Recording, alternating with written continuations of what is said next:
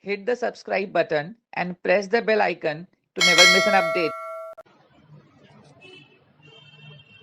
Today we will study about the first law of thermodynamics. So, it states that, according to this law, the total energy of the system and surrounding remains constant. When the system changes from an initial stage to final state, the law is stated in different ways, which are as follows. First, energy of the universe remains constant. Second, the total internal energy of an isolated system is constant. Third, energy is neither created nor destroyed and can only be converted from one form to another.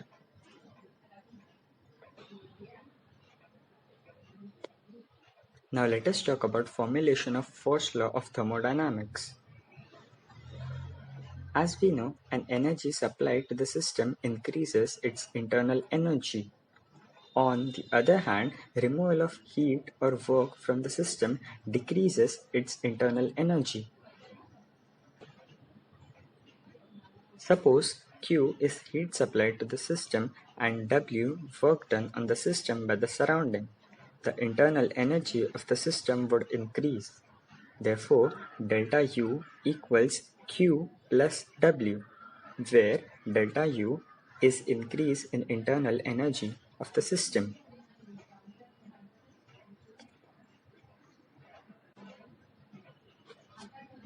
For infinitesimal changes, the equation would be du equals dq plus dw.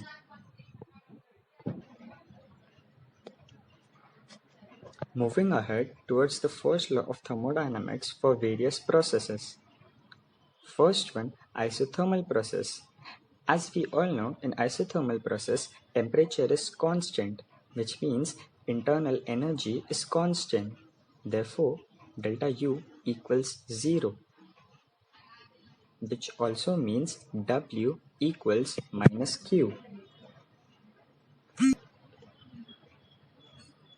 Second, adiabatic process.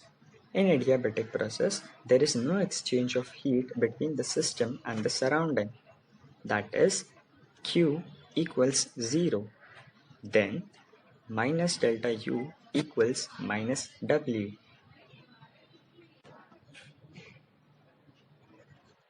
Third, isochoric process. Here, we have to replace W by minus P external into delta V. Therefore, delta U equals Q minus P external into delta V. As the reaction is carried out in a closed container, volume of the system is constant or delta V equals 0. Therefore, delta U equals Q.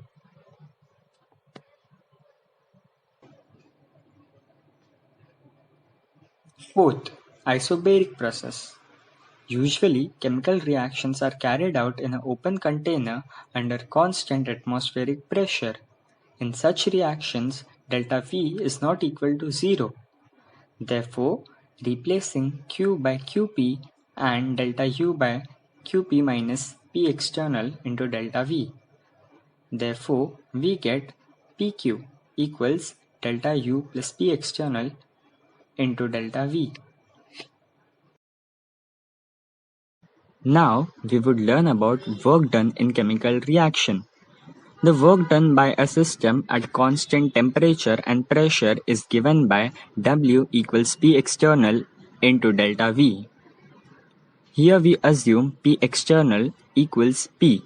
Therefore, the equation becomes W minus P delta V, which is further equal to minus P V2 plus P V1.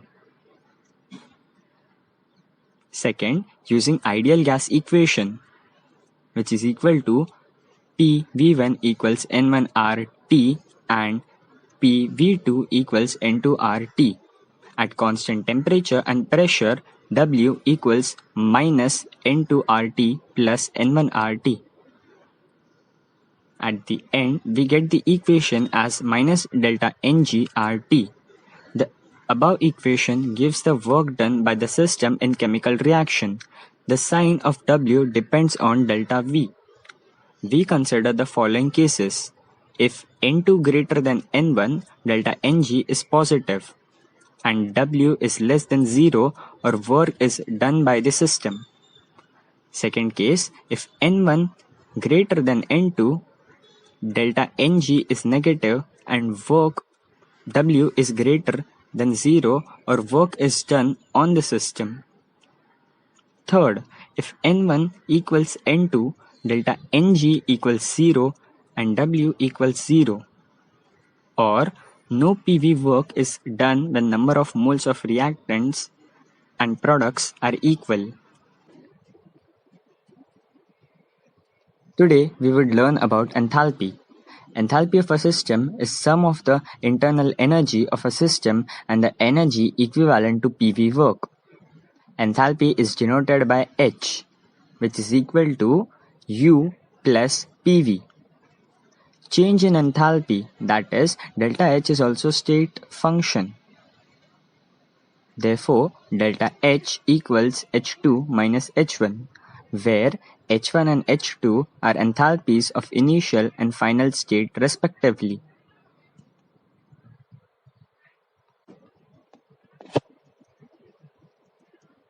Now, from the first equation, we can write H1 equals U1 plus P1 V1 and H2 equals U2 plus P2 V2.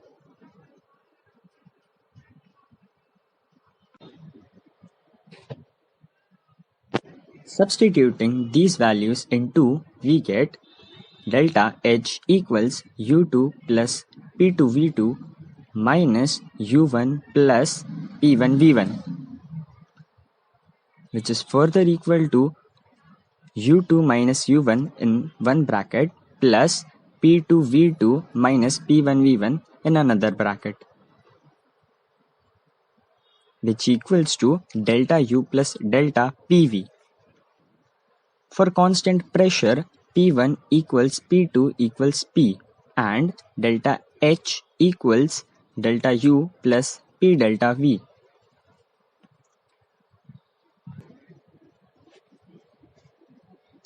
If the pressure inside and outside is same or P external equals P, therefore we get the final equation as delta H equals QP.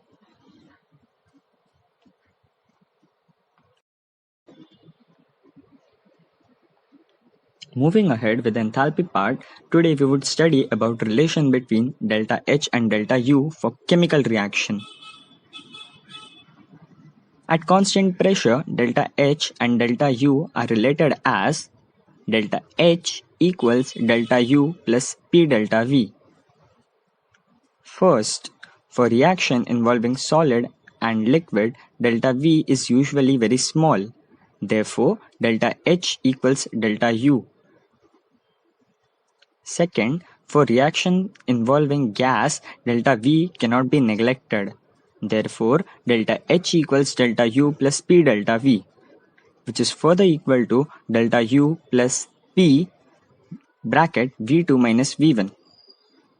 Therefore, delta H equals delta U plus P V2 minus P V1, where V1 is volume of gas phase reactant and V2 is that of gaseous products.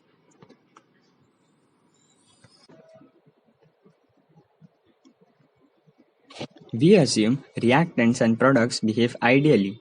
Applying ideal gas equation, PV equals nRT. When n moles of gaseous reactant produce n2 moles of gaseous product, the ideal gas equation is given PV1 equals N1RT and PV2 equals N2RT.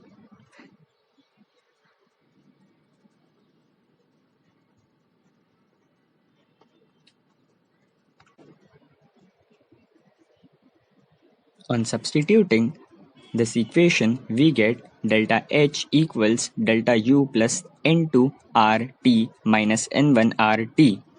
Thus, the final equation becomes delta U plus delta Ng RT, where delta Ng is the difference between number of moles of products and those of reactants.